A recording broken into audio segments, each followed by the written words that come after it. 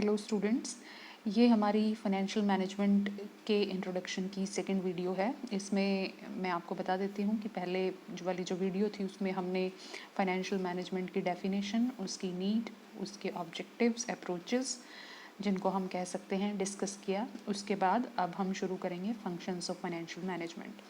Functions of financial management से मतलब है कि फाइनेंस की या फाइनेंशियल मैनेजमेंट की, इन चीज़ों की जो हम बात कर रहे हैं, ये हमारे किस तरह से काम आती हैं।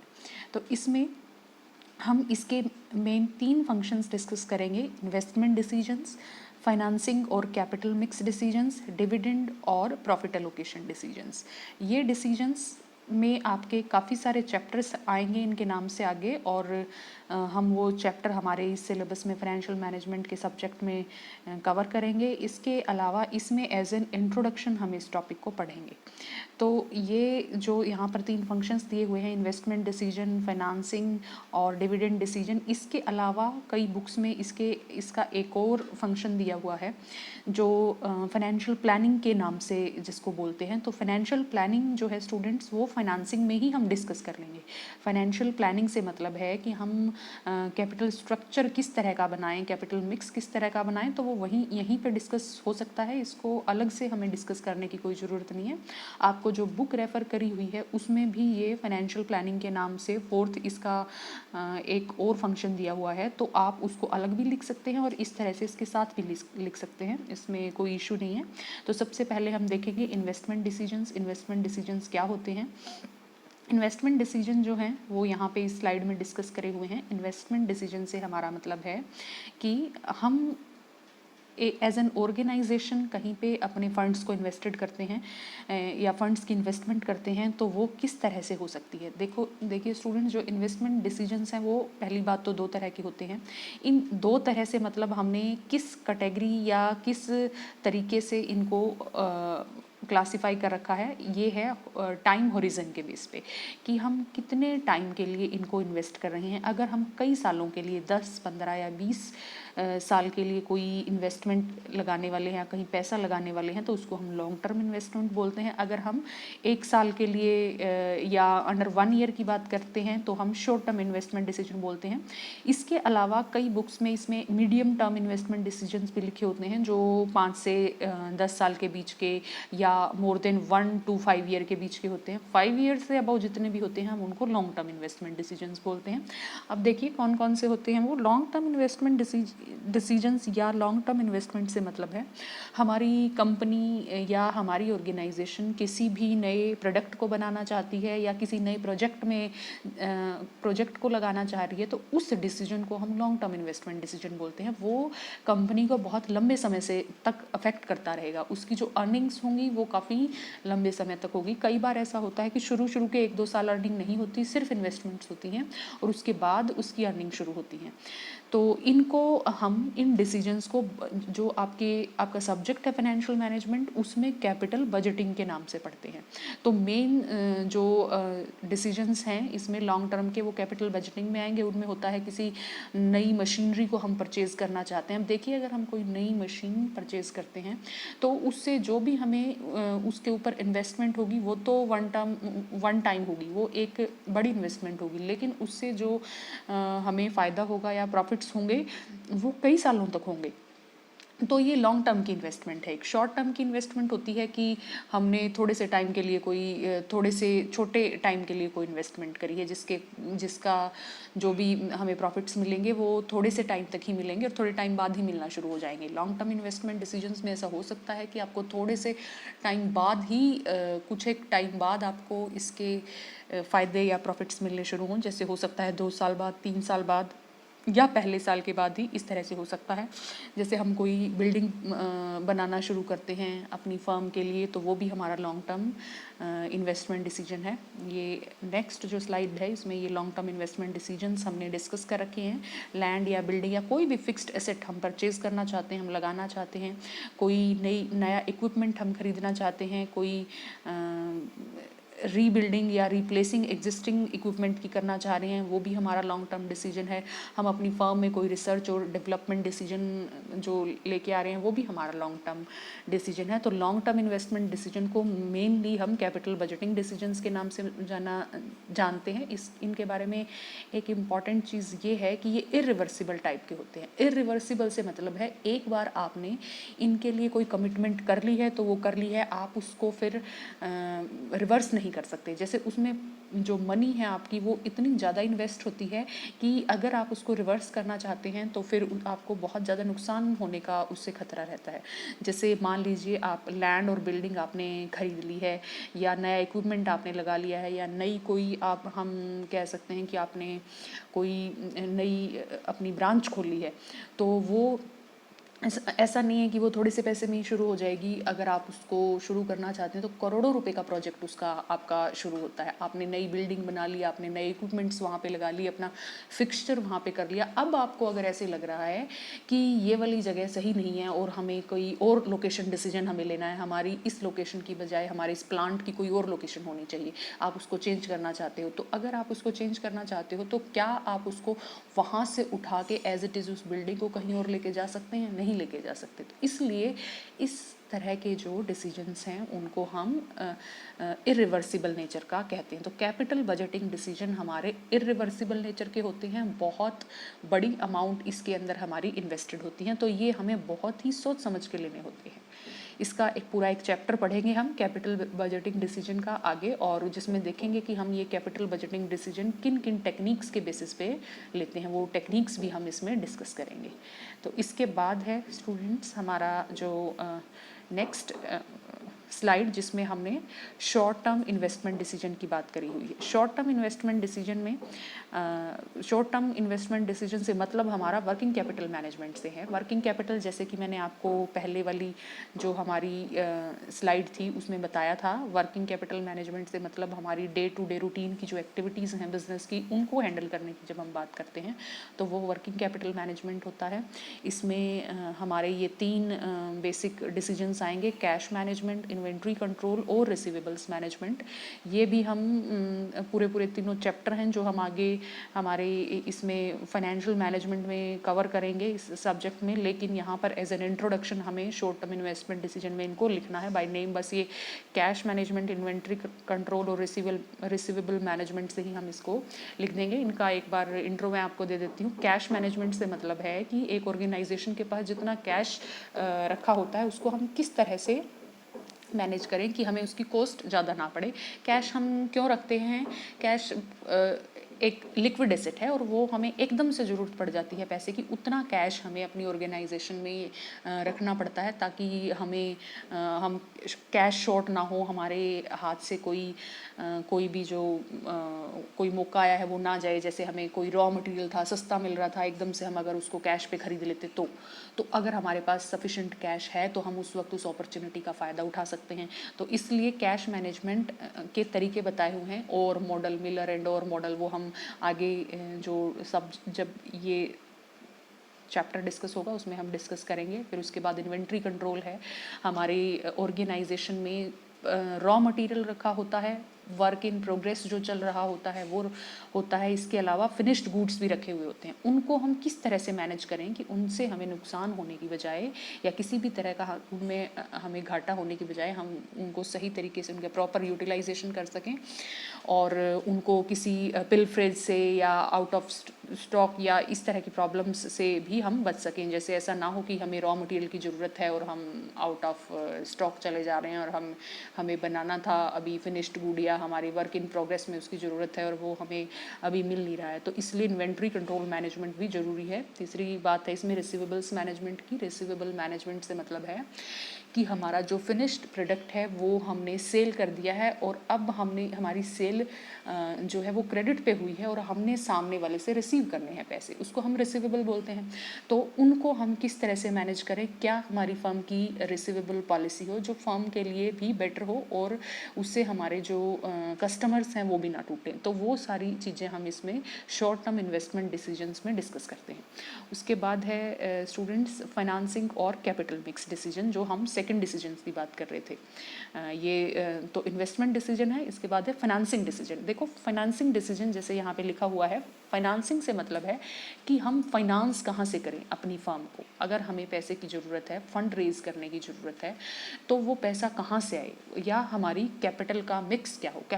कैपिटल का मिक्स से मतलब है जब हम अपनी फर्म शुरू कर रहे हैं तो हमारी फर्म में कई तरह की कैपिटल लगी होती है। एक खुद के ऑनर के फंड लगे होते हैं जिसको हम इक्विटी कैपिटल बोलते हैं। एक ऐसा हो सकता है कि वो हमने उधार पे ले रखे हों जिसको हम डिबेंचर्स बोलते हैं। तीसरा हो सकता है हमने किसी बैंक से लोन ले रखा हो। तो ये हमारा मिक्स किस तरह का है और हमें कितना रखना चाहिए, हमारे इस डिसीजन को कैपिटल मिक्स डिसीजन बोला जाता है। ये हम कैपिटल स्ट्रक्चर नाम का एक चैप्टर आएगा, उसमें हम डिस्कस करेंगे। और ये हम किसके बेसिस पे डिस्कस करते हैं, कॉस्ट ऑफ कैपिटल। ये भी हमारे एक चैप्टर आएगा। टाइम वैल्यू ऑफ मनी से हमें कॉस्ट ऑफ कैपिटल का एग्जैक्टली पता चलता है। टाइम वैल्यू ऑफ मनी भी टॉपिक आएगा, और पहले हम सबसे इस चैप्टर के जस्ट बाद टाइम वैल्यू ऑफ मनी पढ़ा जाता है, जिससे हम कॉस्ट ऑफ कैपिटल समझ सकें और उसके बेसिस पे हम अपना कैपिटल मिक्स जो है वो प्रिपेयर कर सकें। तो स्टूडेंट्स इसमें ये है कि फाइनेंसिंग और कैपिटल मिक्स की जब हम बात कर रहे हैं तो हम फंड्स कहाँ से अरेंज करें। फंड्स कहाँ से अरेंज करने का मतलब है हमारे जो फंड्स हैं, हमारा सोर्सेज ऑफ फंड क्या होगा। सोर्सेज ऑफ फंड का भी एक चैप्टर आएगा पूरा, वो हम पढ़ेंगे। सोर्सेज ऑफ फंड हमारे long term sources of fund हो सकते हैं, short term sources of fund हो सकते हैं, बैंक से हम ले सकते हैं, इंडिजीनियस बैंकर्स हो सकते हैं। इसके अलावा हम जनरल पब्लिक से उसको रेज कर सकते हैं, IPO लेके आ सकते हैं, FPO लेके आ सकते हैं। इस तरह से बहुत सारे सोर्सेज हैं जिनकी हेल्प से हम अपने फंड्स को रेज कर सकते हैं। उसके बाद है what should be their proportionate contribution in the capital structure. Capital structure में किस तरह का उनका कंट्रीब्यूशन होना चाहिए। क्या हम डेट ज़्यादा रखें या हम इक्विटी ज़्यादा रखें, उनका क्या रेशो हो। 2:1 हो सकते हैं, 3:1 हो सकते हैं। वो इस चीज़ के ऊपर भी डिपेंड करता है कि हमारा जो बिज़नेस है वो किस नेचर का है। क्या हम सर्विसेज में डील कर रहे हैं या हमारी जो यूनिट है वो एक मैन्युफैक्चरिंग यूनिट है। उनके हिसाब से हमारा जो कैपिटल मिक्स है उसकी जो नीड्स हैं वो अलग अलग होंगी। तो कैपिटल स्ट्रक्चर का जो टॉपिक आएगा या चैप्टर आएगा उसमें हम ये चीज़ पढ़ेंगे। फिर उसके बाद है नेक्स्ट कैपिटल स्ट्रक्चर के कंपोनेंट्स क्या क्या हो सकते हैं। कैपिटल स्ट्रक्चर के कंपोनेंट शेयर होल्डर के जो फंड होते हैं वो इक्विटी कैपिटल जिनको हम शेयर्स बोलते हैं, प्रेफरेंस कैपिटल जिसको प्रेफरेंस शेयर्स के नाम से जाना जाता है, रिटेन्ड अर्निंग्स जो हमारे फर्म को, किसी भी फर्म को जो भी प्रॉफिट्स हुए हैं उन प्रॉफिट को जब हम बचा के रखते हैं तो उसको रिटेन्ड अर्निंग्स बोलते हैं, उनको क्लॉ बैक कर सकते हैं। फिर उसके बाद बोरोड फंड्स हो सकते हैं। बोरोड फंड में हमारे डिबेंचर्स होते हैं, जो डिबेंचर हम इशू करते हैं, टर्म लोन्स होते हैं, पब्लिक डिपॉजिट हो सकते हैं। तो ये हमारे कैपिटल स्ट्रक्चर के कंपोनेंट हो सकते हैं। ये सभी टर्म्स आपने पहले ऑलरेडी पढ़ी हुई हैं।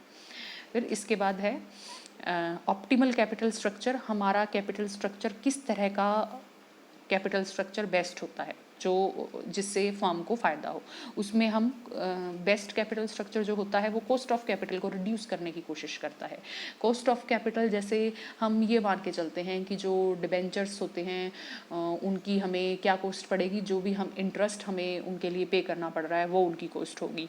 तो इस तरह से हम ये देखें कि किसकी कॉस्ट हमें ज़्यादा पड़ रही है, टर्म लोन की हमें ज़्यादा पड़ रही है, बैंक लोन की ज़्यादा कॉस्ट पड़ रही है, या एक डिबेंचर को हम कितने उस पर हमें हम कहें इंटरेस्ट पे हमें मिल रहा है, या हमें इक्विटी की ज़्यादा पड़ रही है। तो वो हमें देखना है। तो और हमें वो इस तरह से लेके रखनी है कि हमारी जो टोटल कॉस्ट ऑफ कैपिटल है, जिसको हम एग्रीगेट कॉस्ट ऑफ कैपिटल के नाम से जानते हैं, वो कम हो, फेयर कैपिटलाइजेशन हो, ना ही हमारी जो फर्म है वो अंडर कैपिटलाइजेशन हो और ना ही over capitalization. Under capitalization, over capitalization और फेयर कैपिटलाइजेशन, ये तीनों ही जो कंसेप्ट्स हैं ये हम कैपिटलाइजेशन के चैप्टर में पढ़ेंगे। इसका ये मतलब होता है कि जो रेट ऑफ रिटर्न हमें मिल रहा है किसी भी फर्म को, वो उस कैपिटल को जस्टिफाई करता हो। जैसे जो भी मार्केट में चल रहा है, अगर 10, 15 या 20% चल रहा है तो उसको वो जस्टिफाई कर रहा हो। अगर वो कैपिटल को समझ लो मार्केट में नॉर्मल जो फर्म्स हैं वो 15% रेट ऑफ रिटर्न से कमा रही हैं और हमारी जो फर्म है वो 8% से कमा रही है, तो वो फिर ओवर कैपिटलाइज्ड लगेगी। और अगर ऐसा है कि बाकी जो फर्म्स हैं वो 20% के हिसाब से कमा रही है और हमारी 40% के हिसाब से कमा रही है, तो फिर वो अंडर कैपिटलाइज्ड भी लग सकती है। ज़रूरी नहीं है वो होगी, वो हमें देखना पड़ेगा कि whether it is under capitalised और नॉट। तो जो ऐसी सिचुएशन है उसमें हमें देखना चाहिए कि फेयर कैपिटलाइजेशन हो। फिर है यूज़ ऑफ लिवरेज, हमें लिवरेज का फ़ायदा उठाने की कोशिश करनी चाहिए। जो भी अगर हमें ऐसे लग रहा है कि डेट के इस्तेमाल से हमें यहाँ पे फ़ायदा हो सकता है या ज़्यादा इक्विटी के इस्तेमाल से हमें फ़ायदा हो सकता है कैपिटल स्ट्रक्चर में, उसका यूसेस हमें करना चाहिए। उसको हम बोलते हैं लिवरेज का फ़ायदा उठाना। और एक कैलकुलेटेड रिस्क जो है हम उसमें ले सकते हैं, बैलेंस्ड रिस्क। रिस्क हम ज़्यादा भी नहीं ले सकते और ऐसे बहुत ज़्यादा कंजर्वेटिव होके भी नहीं चल सकते कि हमारे प्रॉफिट्स ज़्यादा कंजर्वेटिव अप्रोच की वजह से जो है वो कम रह जाएं। तो ये ऑप्टिमल कैपिटल स्ट्रक्चर है कि हम ऑप्टिमल कैपिटल स्ट्रक्चर अपना किस तरह से डिसाइड करेंगे। फिर उसके बाद है students dividend decisions. Dividend decisions से हमारा मतलब यहाँ पर है कि जो भी हम कहें प्रॉफिट्स हुए हैं उनको अब हमें डिस्ट्रीब्यूट करना है। किसको? जिसके वो प्रॉफिट्स हैं। अब प्रॉफिट्स किसके हैं? जो भी ऑनर थे उनके हैं प्रॉफिट्स और हमें उनको डिस्ट्रीब्यूट करना है। तो उस डिसीजन को हम डिविडेंड डिसीजन कहते हैं। डिविडेंड को हिंदी में हम लाभांश बोलते हैं कि लाभ का जो अंश हमें मिला है, तो वो अब हमें किनको देना है? जो भी उसके हकदार हैं, जिनका वो पैसा था, जिन्होंने अपना पैसा लगाया है। अब जो फर्म में काम करने वाले लोग हैं वो तो एम्प्लॉइज़ हैं, तो उनको तो उनकी सैलरी मिल जाती है, लेकिन जिन्होंने उस फर्म को शुरू करने के लिए, खड़ा करने के लिए पैसा लगाया था, जिन्हें हम इक्विटी शेयर होल्डर्स कहते हैं, उनको हमें उनका जो भी कमाया है उनके लिए उनको वापस करना है। उसको हम इन डिसीजंस को हम डिविडेंड डिसीजंस कहते हैं। तो जो डिविडेंड डिसीजन है वो एक फाइनेंशियल मैनेजर को लेने होते हैं और उनको डिसाइड करना होता है कि उनको सारे के सारे प्रॉफिट बांट देने हैं या उनको कुछ एक प्रॉफिट बचा के रखने हैं, या ऐसा भी किया जा सकता है सारे के सारे प्रॉफिट बचा लिए जाएं। ऐसा हो सकता है एक पोर्शन बांट दिया जाए और एक पोर्शन बैलेंस के लिए रख लिया जाए। अब ये बात कौन डिसाइड करता है? ये बात इस चीज़ से डिसाइड होती है कि आपकी जो फर्म है उसका नेचर क्या है। जैसे मान लीजिए आपकी मैन्युफैक्चरिंग एक्टिविटीज़ हैं आपकी फर्म की, तो उसमें इसका मतलब आपको बहुत ज़्यादा रॉ मटेरियल ख़रीदना पड़ता है और बहुत हैवी उसमें इन्वेस्टमेंट की ज़रूरत पड़ती है। तो उसके लिए जो अर्निंग्स हैं उनको रिटेन करके भी रखा जा सकता है। अब इनको रिटेन करके रखा जा सकता है ताकि हमें बाहर से बार बार फंड्स जो हैं वो रेज ना करने पड़े। इसके अलावा अगर आपके जो शेयर होल्डर्स हैं वो इस तरह के हैं कि उनको हम कहें लगातार पैसे की ज़रूरत पड़ती रहती है और उनकी फाइनेंशियल नीड्स ऐसी है, तो हम उनको ऐसा कर सकते हैं कि उनको एक पोर्शन जो है हमेशा डिस्ट्रीब्यूट करते रहें। हमारी जो फर्म है उसके लिए हमारे पास किस तरह के प्रोजेक्ट्स आगे हैं इसके ऊपर भी डिपेंड करता है। अगर ऐसा है कि हमारे पास बहुत अच्छी इन्वेस्टमेंट अपॉर्चुनिटीज़ हैं तो हम उनको रिटेन करके रख सकते हैं, हमें जो भी प्रॉफिट्स हुए हैं। इसके अलावा हमारी जो इमेज है हमारी फर्म की, वो किस तरह की इमेज है, तो उसके बेसिस पे भी हम ये डिसीजन ले सकते हैं। एक बार जब भी हम अपने जो प्रॉफिट्स हैं वो एज ए डिविडेंड बांटते हैं तो एक बार जो शेयर वैल्यू है उसके ऊपर फ़र्क ज़रूर पड़ता है। लेकिन ये यहाँ पर काफ़ी सारे इसके डिविडेंड डिसीजंस के चैप्टर में हम काफ़ी सारे मॉडल्स पढ़ते हैं।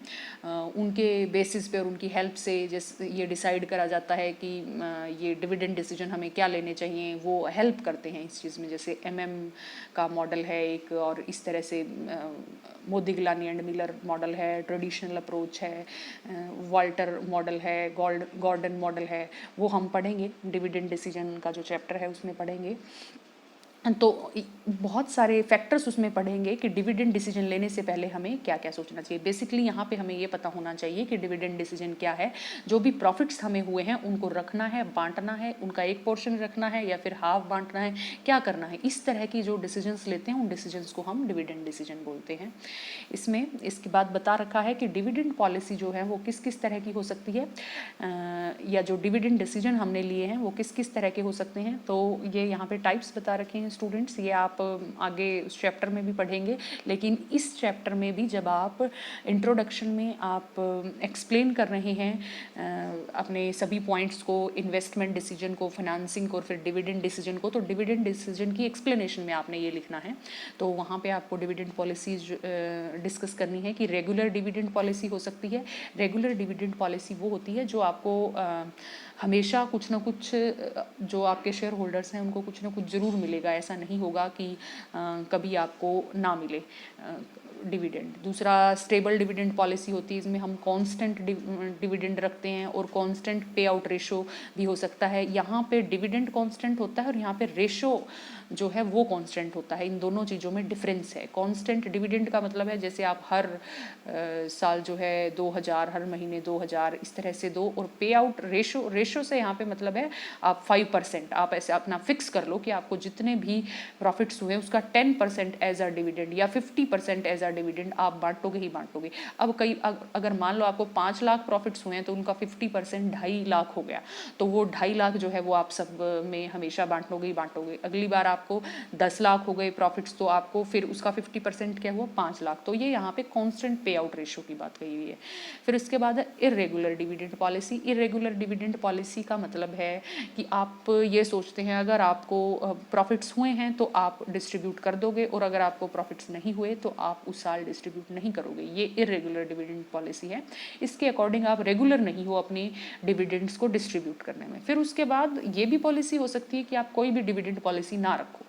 कोई भी पॉलिसी ना रखना भी अपने आप में एक पॉलिसी है। इस कोई भी डिसीजन ना लेना भी जैसे अपने आप में एक डिसीजन होता है, इसी तरह कोई भी पॉलिसी ना रखना भी अपने आप में नो डिविडेंड पॉलिसी। इसमें आपकी कोई भी डिविडेंड पॉलिसी आपने नहीं बना रखी, आप अपने हिसाब से किसी भी तरीके से उसको कैरी आउट कर सकते हो।